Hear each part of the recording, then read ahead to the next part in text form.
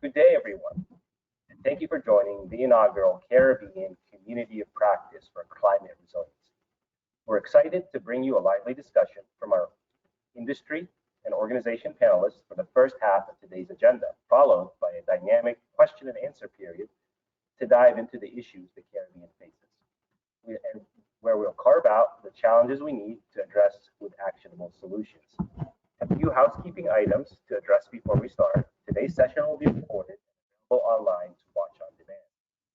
At any time during the presentation or discussion, please type your questions or comments into the questions box, and we will attempt to answer as many questions as we can. Since this is an open forum, we encourage you to insert your questions in the questions box, and all mics and cameras are automatically muted.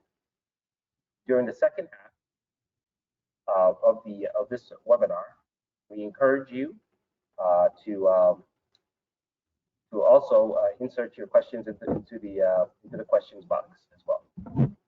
Now on to the important part. My name is Majid, and I'm the Senior Vice President of the International Road Federation, IRF Global.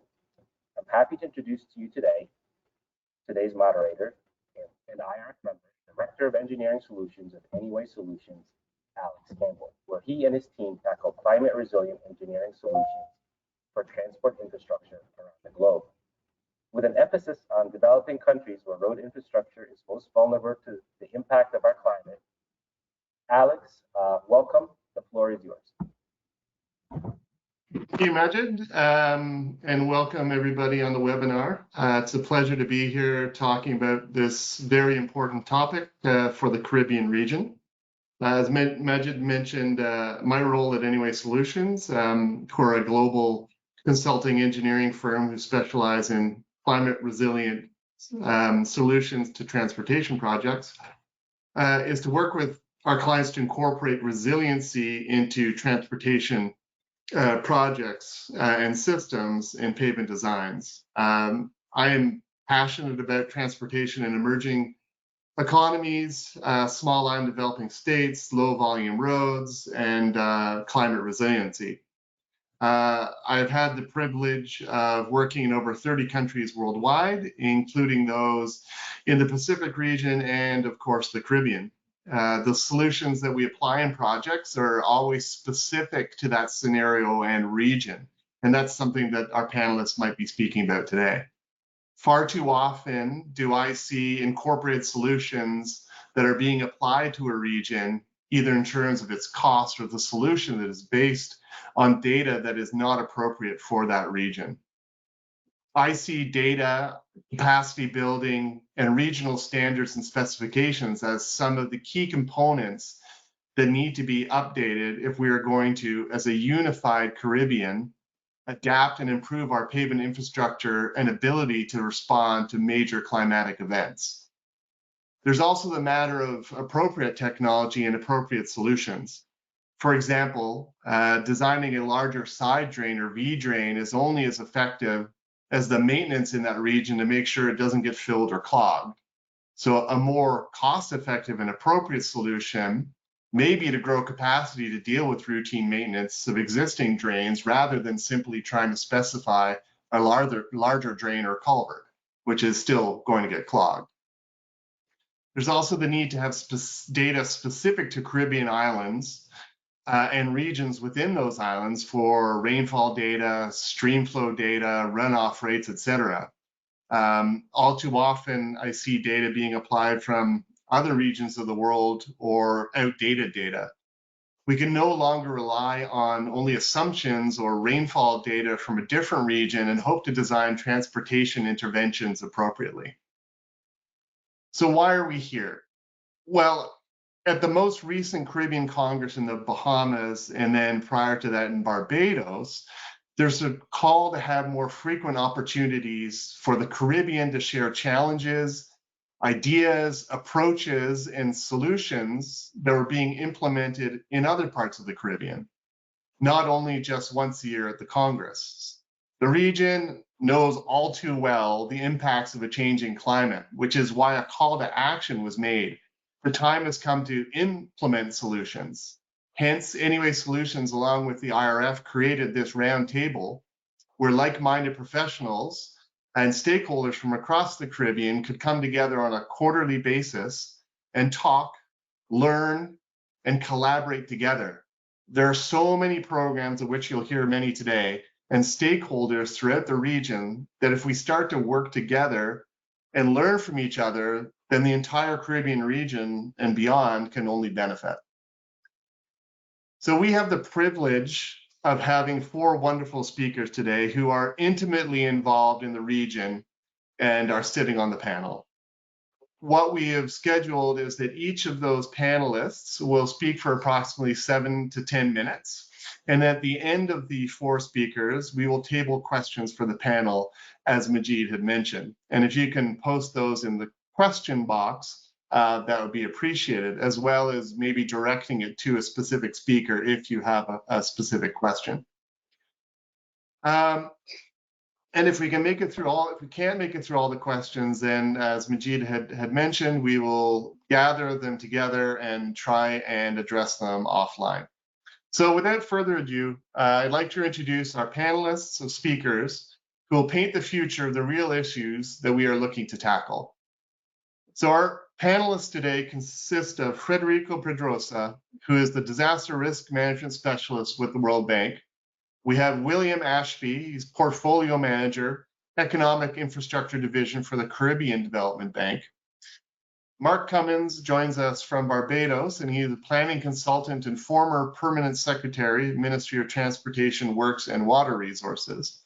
And then lastly, we have Alfred Grunwald, who may or may not be able to join us today, but we will have a suitable replacement.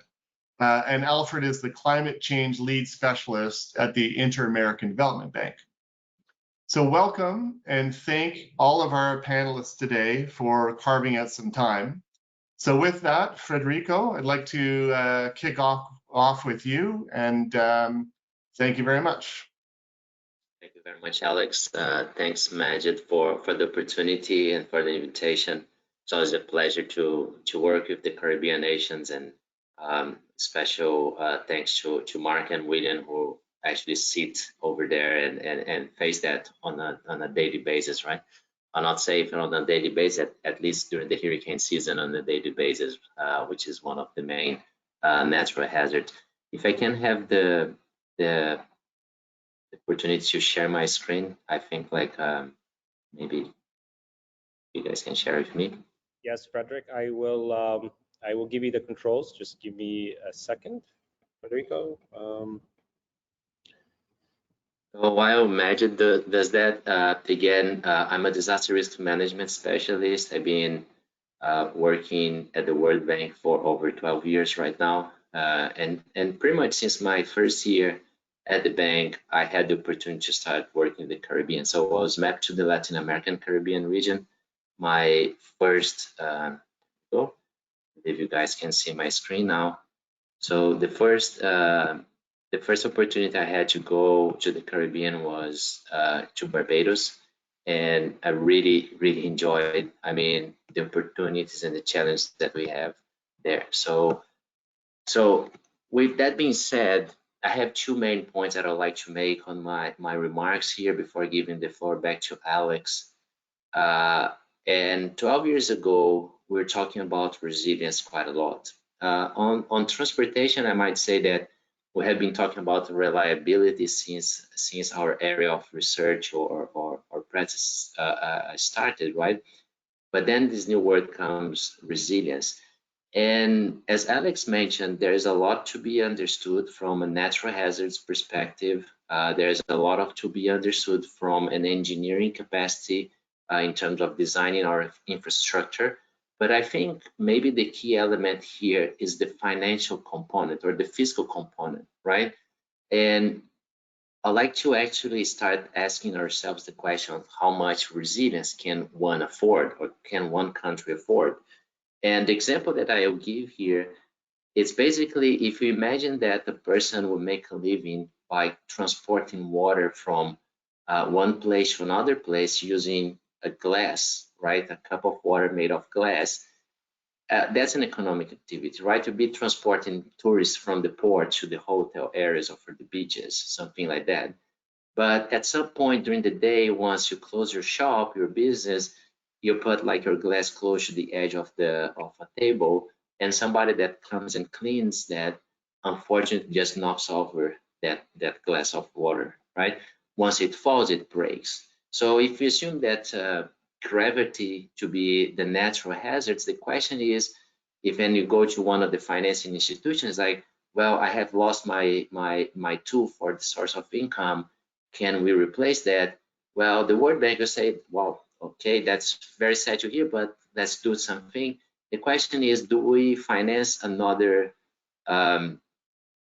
glass? No, we definitely should go for something like that, right?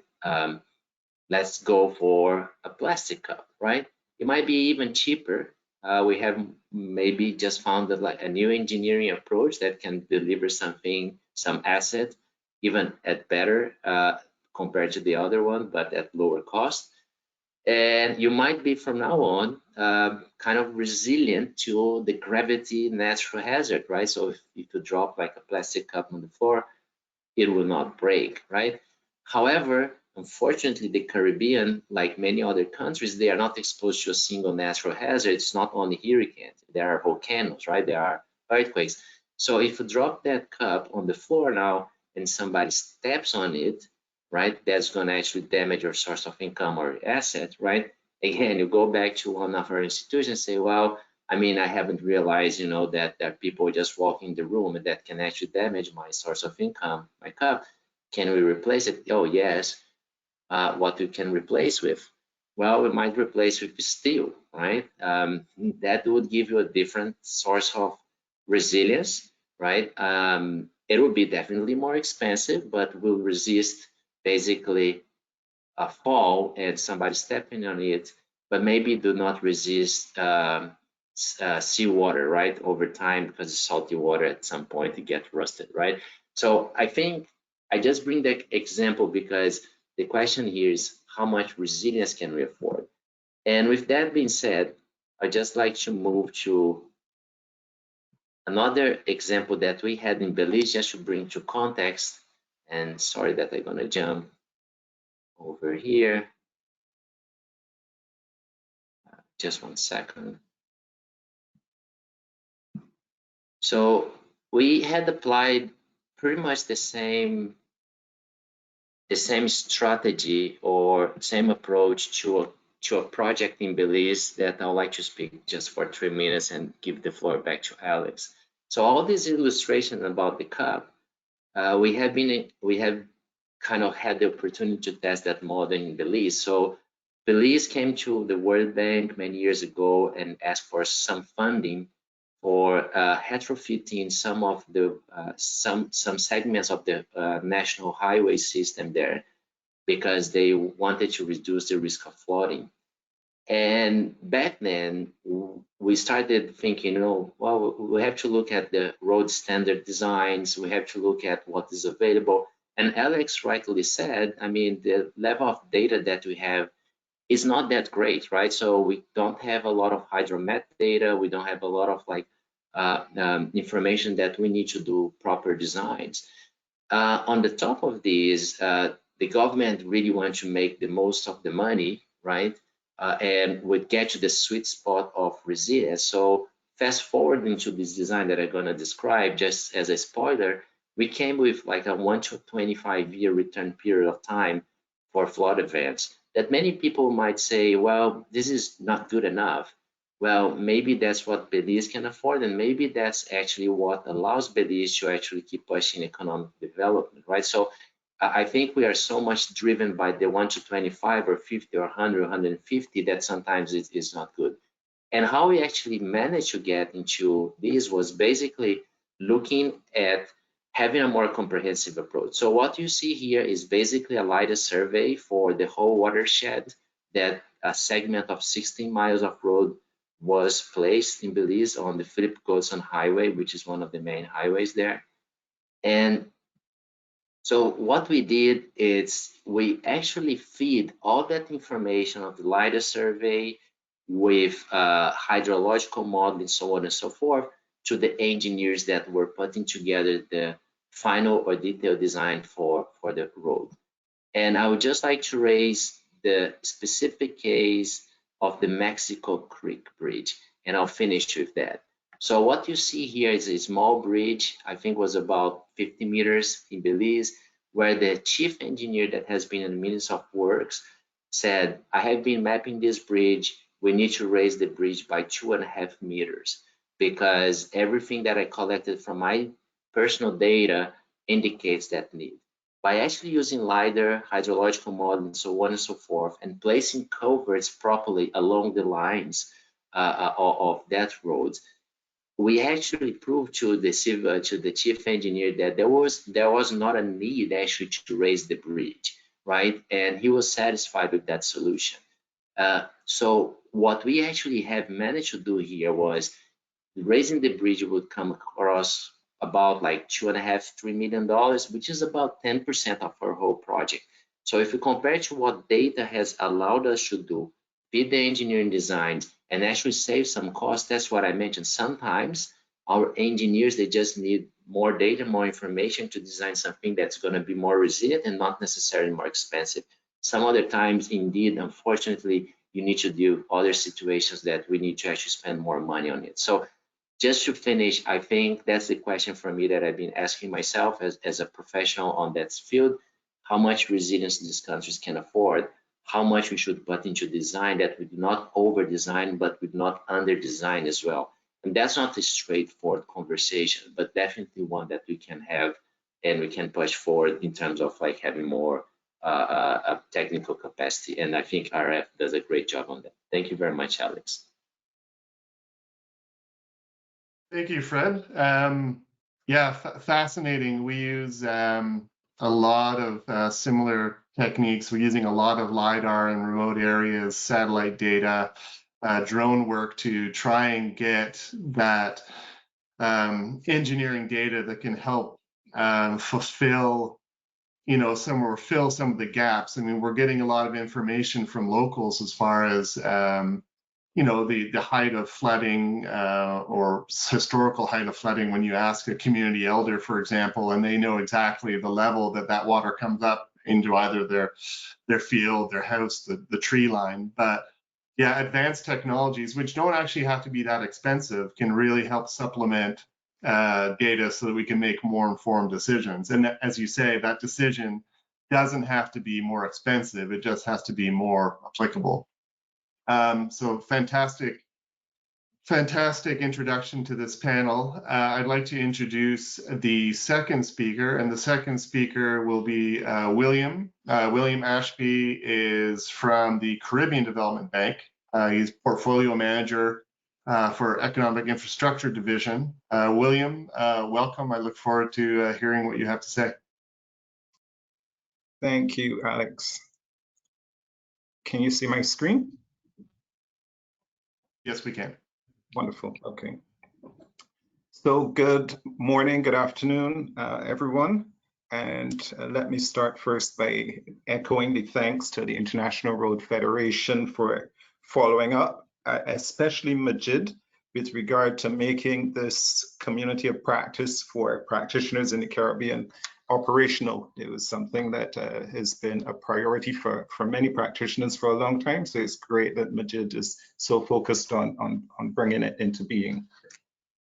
For those who might not be familiar, the Caribbean Development Bank is a multilateral development bank. We're headquartered in Barbados, and our membership comprises 19 borrowing member countries shown there, as well as 9 non-borrowing members. The framework for the bank's operations comprises 5 strategic objectives.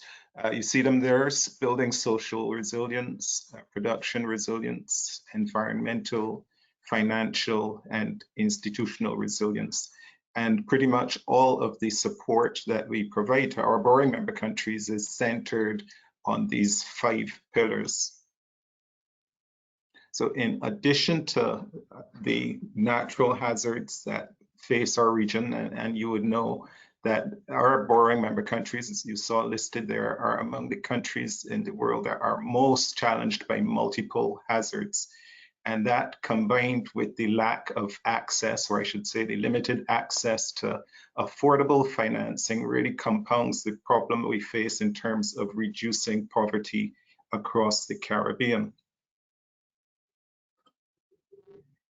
The transport sector, the themes we try to follow are very much aligned with the strategic objectives of the bank overall, those 5 main pillars, as well as cross-cutting themes, including digital transformation, enabling digital transformation across our borrowing member countries, and promoting gender equality across the borrowing member countries. So we work in multidisciplinary teams. So wherever we are invited to support our borrowing member countries on development initiatives in road transport, we seek to identify entry points to promote and build on these themes. So some of the challenges we typically encounter in our work in road transport across the region. And these are things that are going to be familiar to everyone paying attention here this afternoon. So inadequate maintenance is one that confronts many of the borrowing member countries. It's been said a number of times already here today, the lack of data, and including, I'll include their digital systems to support decision making and analytics. So we lack data as we work on road projects to speak to vehicle fleet, topographic information, road condition information, rainfall data. There are a lot of gaps, and so it leaves really a suboptimal situation with regard to the design of infrastructure that's meant to be efficient and effective. Federico mentioned it briefly as well. The standards that we work with, and Alex mentioned it, the standards that are used across the Caribbean are sometimes outdated standards. They're legacy from many years ago, and they present a challenge in trying to design infrastructure to deal with today's challenges, including the climate change issues we now face. Capacity constraints within many of the agencies that are responsible for managing road systems, including staffing. That's a big one as well. There's a need to increase the focus on sustainability in road transport. And the reason we're all here today in this community of practice, often there's limited awareness of the successes that have been achieved by counterparts in other Caribbean countries. So I touched on 3 of these things recently. At the IRF forum in June, we presented on the work we're doing to help St. Lucia and Grenada to enhance sustainability of their public transport systems. So that touches on a number of areas pertaining to resilience. One thing we're actively working on at the moment with CIMH, the lead agency with responsibility for meteorology and hydrology across the Caribbean, is the development of rainfall intensity duration frequency curves for our borrowing member countries. Many of them are working with rainfall IDF curves that are dated, and many of them don't even have IDF curves. So every time a major project is done, the consultants sort of go to the hydromet agency to get rainfall data, and they develop from scratch basically IDF curves for use in their design. Otherwise, there's a reliance on assumptions where projects might not be of such a large scale, and the use of data from other countries, which might really present a whole new level of risk into designs.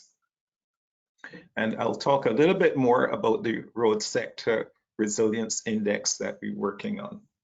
And of course, we've got the things we're very familiar with: financing typical investment projects, and the technical assistance we offer for pre-investment studies. And in each of these initiatives involved now is the conduct of a climate risk and vulnerability assessment. So all of our clients really would be familiar with that.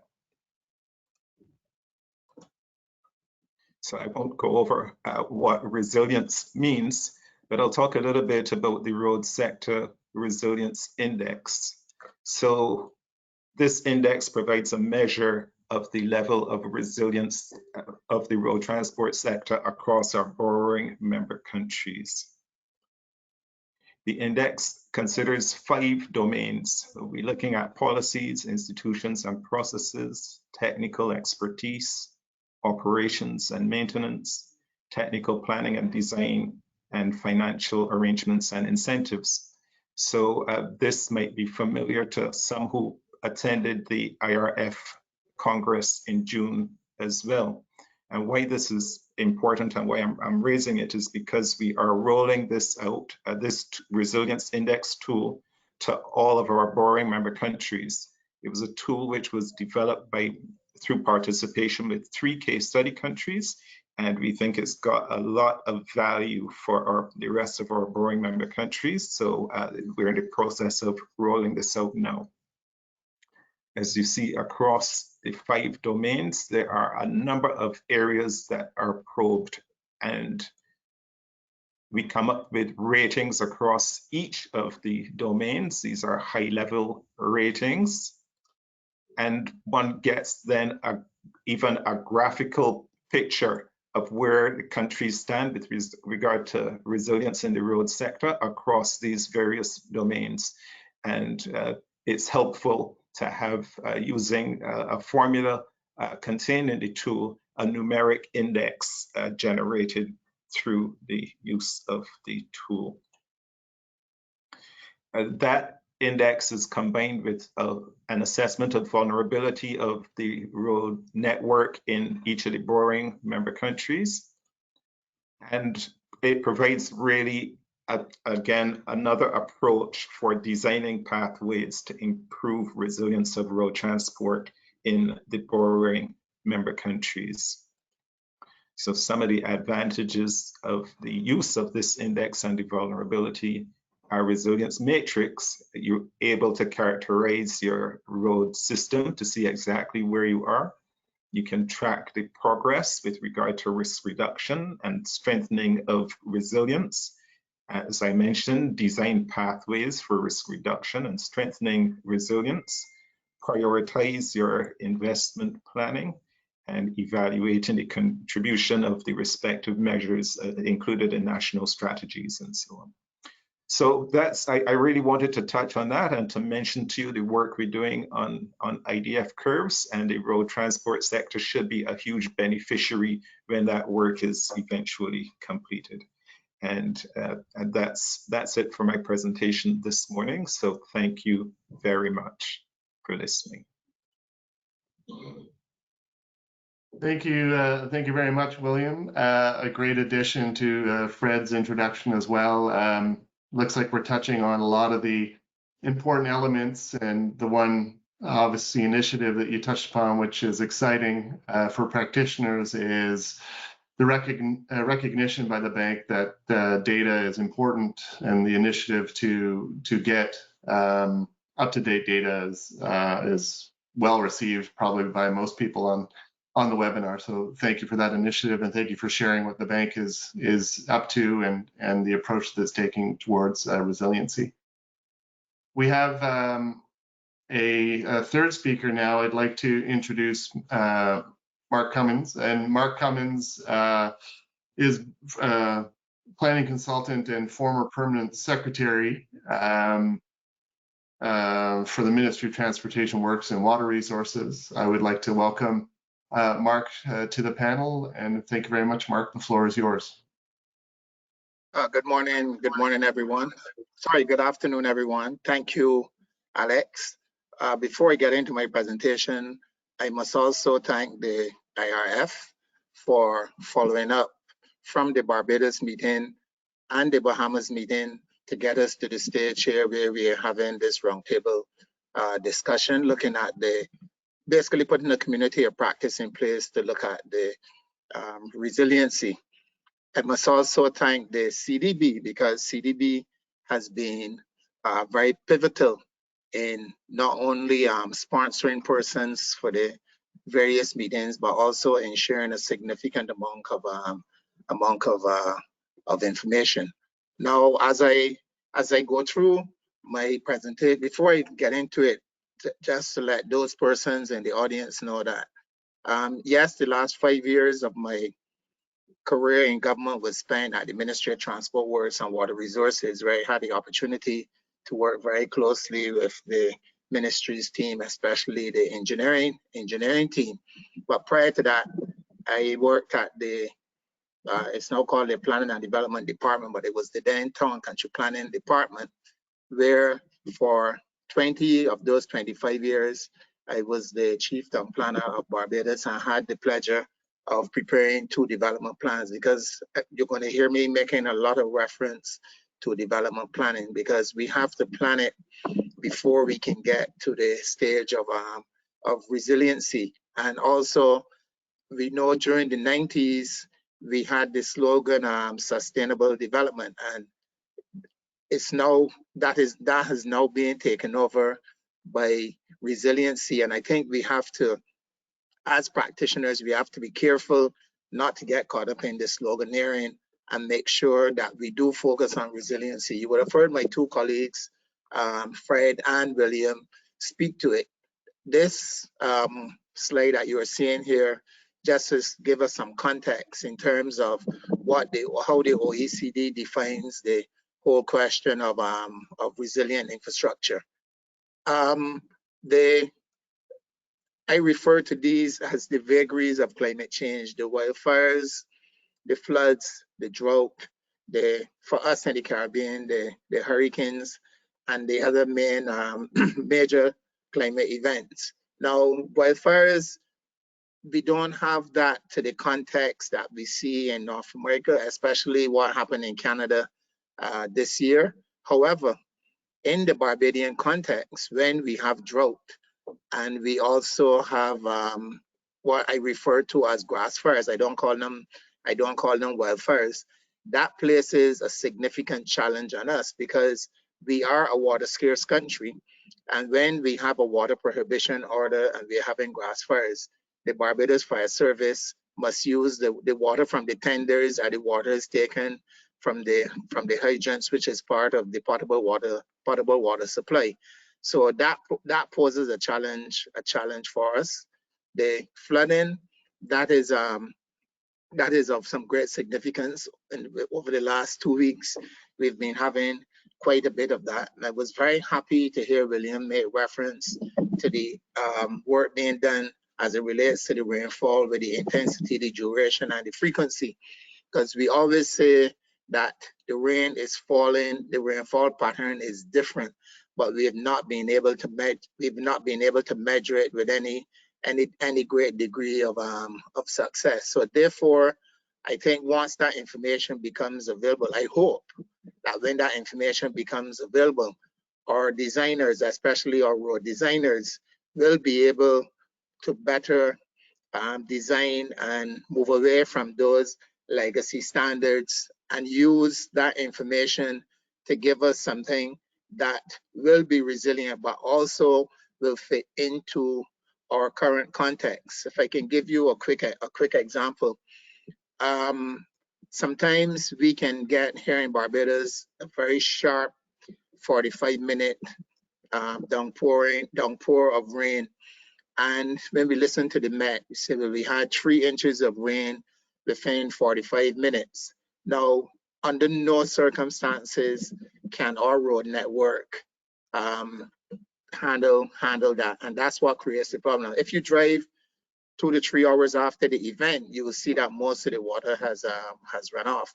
But during that period of high intensity rainfall, we have some major challenges. Now, the 3 main aspects of climate change, preparation is key. The building of the structures, the high winds, and the tremors, that's the robustness. I'm going to take a look. William mentioned it earlier, but I'm going to look at it from a slightly different angle in terms of the infrastructure wheel. I think we have to ensure that we prepare our community, because we need to communicate the risks to residents so that they know how to shelter. They know we need to make more hazard maps available. I listened to our weather and also the information from our disaster agency, and it always says there'll be flooding in low-lying areas. I think we should reach the point where we have enough information where we can identify those areas and start moving persons before we actually get to the stage of water entering the residences. I think evacuation routes are also critical. We need to put evacuation routes in place and put the necessary restrictions to ensure that those routes are available at the appropriate time. The adaptation, we need the flexibility. The flexibility is key.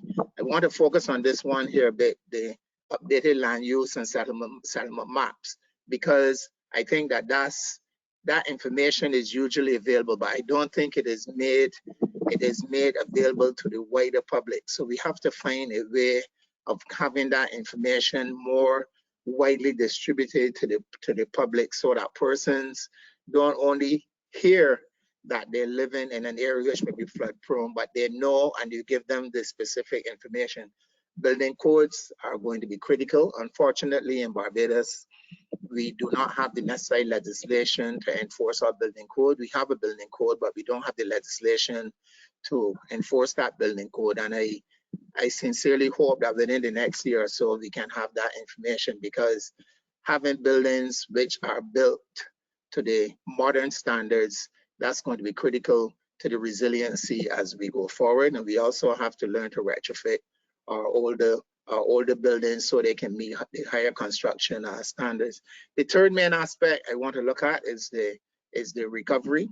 And this is very key to us, because in most cases, these events will impact our economic activity. The quicker we can get back up and running, the better it is, and that's where the resilience and the resiliency comes in.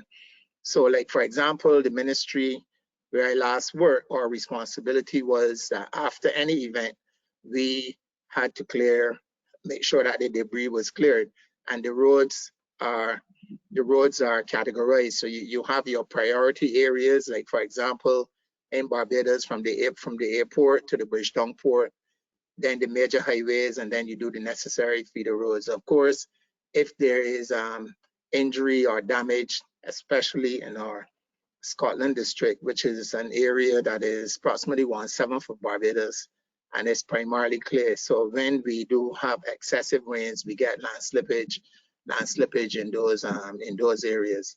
We also have to make sure that those evacuation routes are clear so that we can get to those persons. Now, this is what I refer to as the infrastructure resilient wheel. William would have shown this before, so I'm not going to go over a lot of it. I've lost the presentation, Majid. Thank you. Yeah, now the 5 areas here, the expertise, the operations and maintenance, the technical planning and design, financial arrangements and incentives, policies, institutions and processes. William spoke to that a bit, so I'm not going to go over that, but I want to focus on the robustness, because we have to ensure that our structures are robust, both our buildings and our roads. We spend a lot of money on our roads, and sometimes we do not necessarily get value for money. So I think it's also a situation where some of our road building companies will also need to upgrade their techniques, and training is going to be critical. Of course, it's the capacity to learn. So it's going to be it should be a symbiotic relationship between the ministry that has responsibility for works and also the road and also the road builders. The resourcefulness, that is key. Fred spoke to that a little earlier in terms of what do you have available that can, in terms of your resources, what level of resiliency can you afford to fund? As we know, in the Caribbean region, the money is always at a premium, and it is important that while we put the necessary money into the road infrastructure, that we have a quality whereby in 2-3 years we don't have to return to that. Now, the next slide here, this is going into the planning a bit. As we prepared the current physical development plan, one of the major pillars we set out was disaster risk reduction. I think if you focus on DRR at the stage of your planning, you will alleviate a lot of the challenges down the road. This is in Barbados, 25% of our population and the critical infrastructure falls within our 100-year floodline. I'm going to show you the next slide, which highlights that a bit more graphically.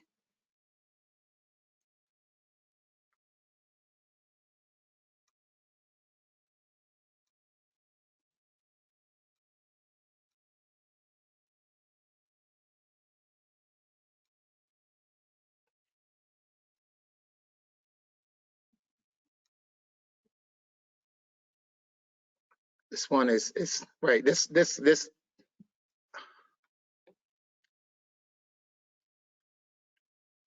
yes, this slide here highlights it a bit more graphically. Now this is our deep water port. This is the majority of our central business district, and this represents our 100-year floodline. Now, the significance of the infrastructure in here, the infrastructure in here, sorry, is of great significance. And if we do not put the necessary measures in place to ensure that we put the necessary mitigation in place to reduce the impacts of significant flooding, especially this is the most extreme. This is 100-year, but a 30 or 40-year will also have a significant and debilitating impact on the infrastructure within this general area here. Now, at the stage of planning, we, based on data that we were able to get from the Coastal Zone Management Unit, we also use LIDAR information. Persons now who are developing new structures in here, they have that information available to them where they can do the necessary elevations to deal with sea level rise and also with the potential for flooding. Also, persons who are retrofitting, they should also use that information. The problem is, without the necessary legislation to enhance the building code, persons do not have to follow these guidelines, and then that in itself can create a significant problem, because we use the legacy standards, and then when there is an event, there is a debilitating effect, and also the economy suffers, in my opinion, unnecessarily, because we could have taken the necessary measures in place at the outset. The question of making existing infrastructure more resilient is also critical. I will move on to my final thoughts, because this is very important. One minute, please, Mark. Oh, thank you. Yeah, we should consider relocating buildings in the danger zones, update our building codes, elevate houses and buildings. Big challenge we have here is the storm drains and sewer systems. We need to clear those. The permeable pavements, instead of using the concrete, we can use a solid use a solid foundation, and then use planters and grass so that the water will permeate into the ground as opposed to all going on the street. And where necessary, we also have to build flood walls in the high risk areas. I think I'm going to wrap up there in the interest of time. Thank you very much.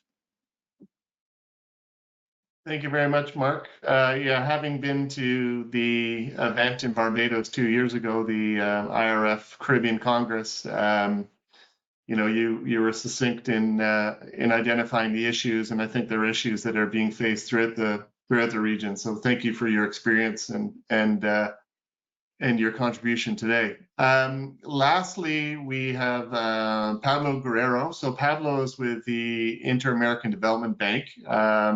And lucky for Pablo, he was able to jump on, or lucky for us, he was able to jump on at the last minute to replace one of our speakers. So Pablo, who is Senior Transport Specialist, we appreciate you making the time to jump on, and I'm glad that you were, and I look forward to hearing what you have to contribute.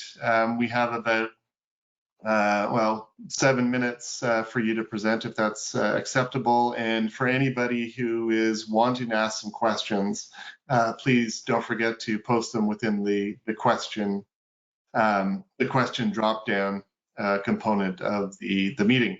Thank you very much. The floor is yours, Pablo. Thank you, Alex. Can you hear me well? I can hear you very well. Yes. Okay. Well, thank you all, and first apologies from my colleague Alfred.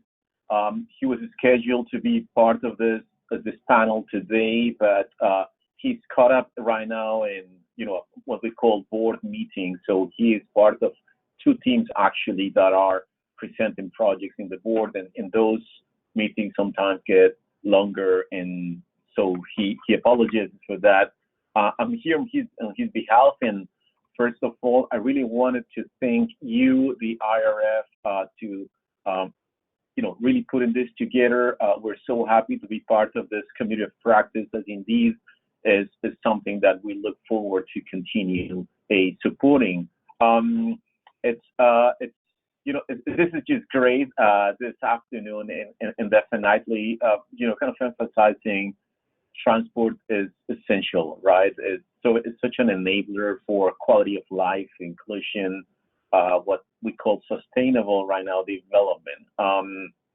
And kind of transport moves people, goods and services, and it's kind of how society moves along. And where there are disruptions to transportation by different reasons, that's when the overall climate resilience and resiliency become an issue. In the bank, I work at the IDB, the Inter-American Development Bank. We are the largest regional development bank in Latin America and the Caribbean. And we span across all the sectors. We have offices in the 24 member countries, and our headquarters is here in DC. The sector I work for is transport. My colleague Alfred, he works on climate change. So we also have a specific group of individuals looking at the same issue, if you will, from different angles. So on our transport, we call our transport sector framework, we address different issues, both from the infrastructure point of view, the service, but also the sustainability. We look at regional integration, and we also look at overall systems development. One of the main topics is really transport is particularly exposed and is vulnerable to impacts of natural disasters, right? Such as climate change. There is so much damage associated within the sector, either by rain patterns, drought, flooding, sea rise level, so on and so forth. And the assets that are at risk are very sizable in terms of GDP overall, and it's not only the sort of the value of capital that is incorporated, but it's also the natural capital that is at risk when there's road assets or any type of other road infrastructure is damaged. At the bank, we are signatories of the Paris Agreement. That is an agreement that is designed for all of our member countries. So that means that our operations, our loan operations, need to be aligned with that Paris Agreement, right? We follow so for that we follow what we call the Paris Alignment Implementation Approach.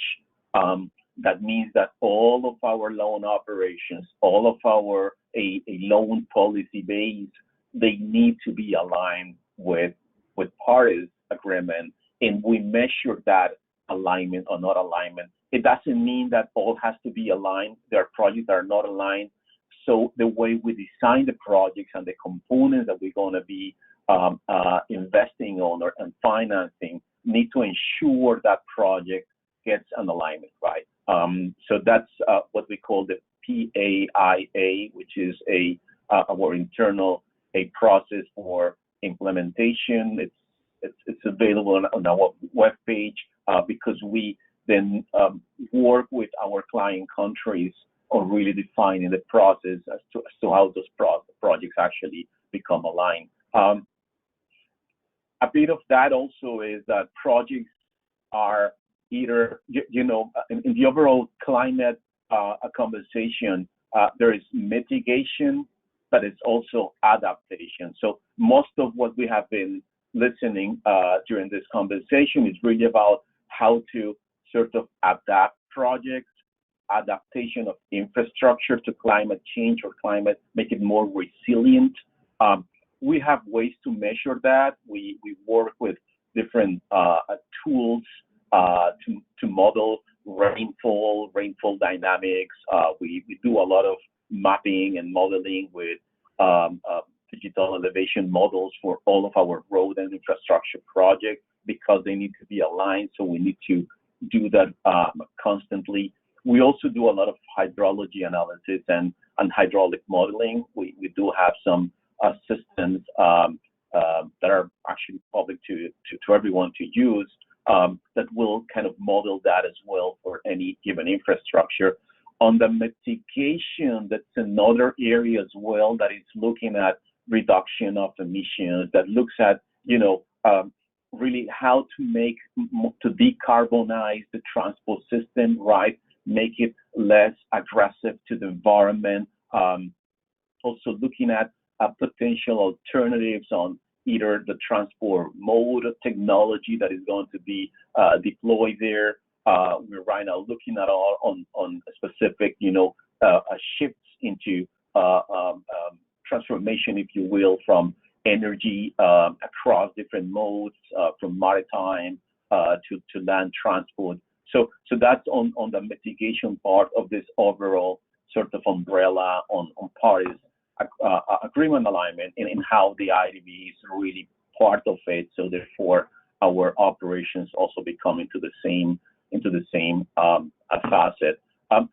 Just to close by two main topics. First is on the importance for the IDB to contribute and continue enhancing institutional capacity of our executing agencies, meaning our public works ministries, our transport ministries, road agencies, so on and so forth, to really bring that knowledge up, their tools, their abilities, so their investments, either with our funding or other development partners funding, sort of meet that a level of complementarity, if you will, with the Paris Alignment Agreement, and overall with nationally determined contributions, or NDCs, which are those that every country has signed and ratified to with the United Nations climate change agreement. And we have also developed it was made public a few weeks ago.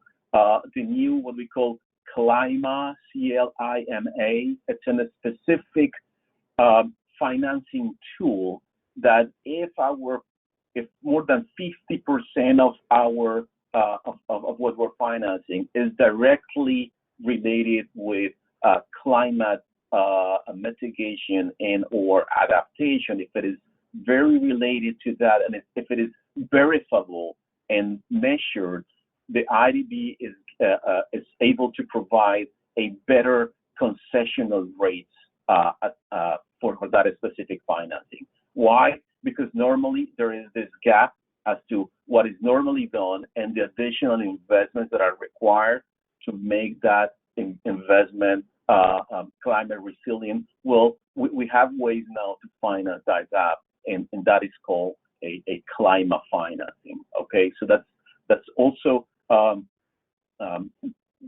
of the financial tool that we have developed. We're actually the first multilateral development bank, I believe, in the world that have created that, but that's also available right now. And with that, I close. Again, thank you, and back to you.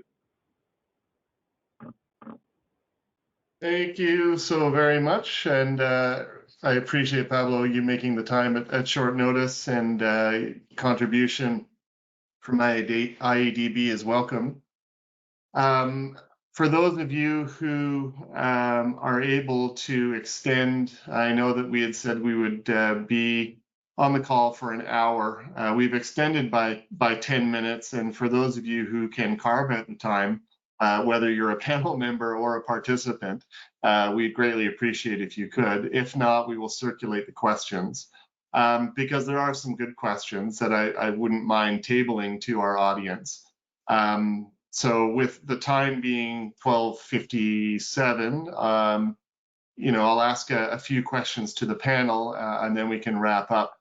The intent is that in the future, every quarter or so, we would have another roundtable where we would invite different speakers, and maybe based on some of the questions that we have in this session, we would look to address or bring on a panelist who might be able to address those questions or that issue more fully.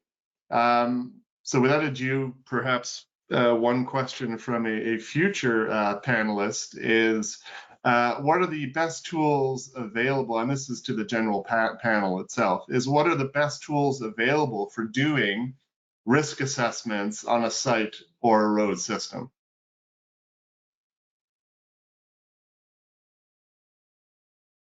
Alex, I can jump into that. I mean, just very briefly, I think like the Belize case has shown to us that LiDAR is indeed a very great tool. It's expensive, it's not cheap, but because of the land area of some of these countries in the Caribbean, they are not too big, so it kind of makes a little bit more compelling, the argument.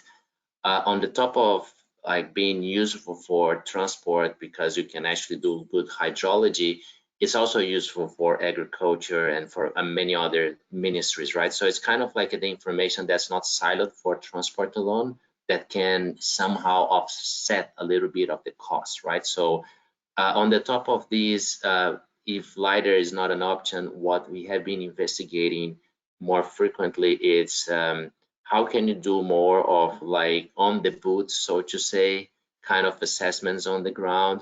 And eventually, if you need like more of a bird's eye view, the use of drones, right? I think they actually do quite a lot as well in terms of like digital terrain modeling, so on and so forth, that can actually allow you for the use of hydrology tools like HEC-RAS, which is public available, so on and so forth, right? So, and finally, if no money is available, definitely using like satellite imagery. We have like good experience with Copernicus that gives like decent data for us, again, to run hydrological modeling as well. So I think we have the spectrum here, can be very kind of like cost-free to up to something that is more of a Cadillac model. Yeah, I'm glad you touched on that. I mean, we use a lot of satellite-based data in the work that we do, and the accuracy that you're getting from satellite data. Some of it can be expensive, but it is coming down in cost. And I know already that they are looking at LiDAR on satellites. It's not available to us common folk yet, but that means it might be one day. So yeah, it's I think that sort of data acquisition tool is going to come down in cost, and we use it in almost every project. So I'm glad to hear that you think the same thing. William, there was a specific question for you, and that revolved around data availability being a major issue. And the question was, and it could also be for other individuals as well, but is the Caribbean Development Bank open to issuing proposals for collecting critical data sets such as road service condition data or development of rainfall intensity curves, et cetera? So I mentioned earlier the work we're doing specifically with regard to rainfall IDF curves. And the approach we're taking is to use the resources of CIMH, the Caribbean Institute of Meteorology and Hydrology, because they have unique expertise in that area. So in this case, we don't think there's an advantage to going out to the private sector, let's say, for that approach. But more broadly, I would say this whole business of data and collecting data and being I'm going to say being a repository ourselves to assist in the management of this data is an issue that has been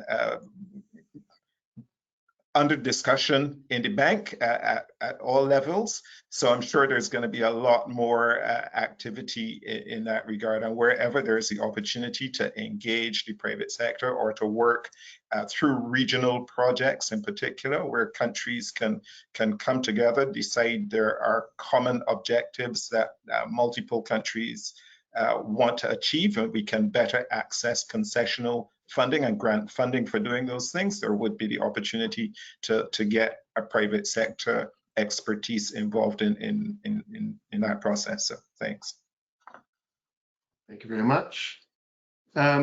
This would be open to, I guess, the members of the various banks. One of the questions results around whether either CBD, IEDB, or World Bank are putting forward finance plans that would insist on climate resilient engineering of transport infrastructure as sort of a must-have component that is tied to receiving financing. Maybe you can expand on that. I might need to step out into another meeting. But yeah, we as I explained, we do that right now by default. So we don't only have defined what we call technical assistance. Those are non-reimbursable resources that will support project preparation and development. We also now have matrix and ways in which that is then accounted for, not the technical cooperation, but what the project will actually be doing on the climate resilience component, right? There are different metrics that we will be looking at it. Some will, and that is presented back to our board when we present projects. And that's why Alfred, that is not here, it's because he's part of teams of transport, but he will need to also present that and kind of report back to our shareholders. So that's how it's been done with us.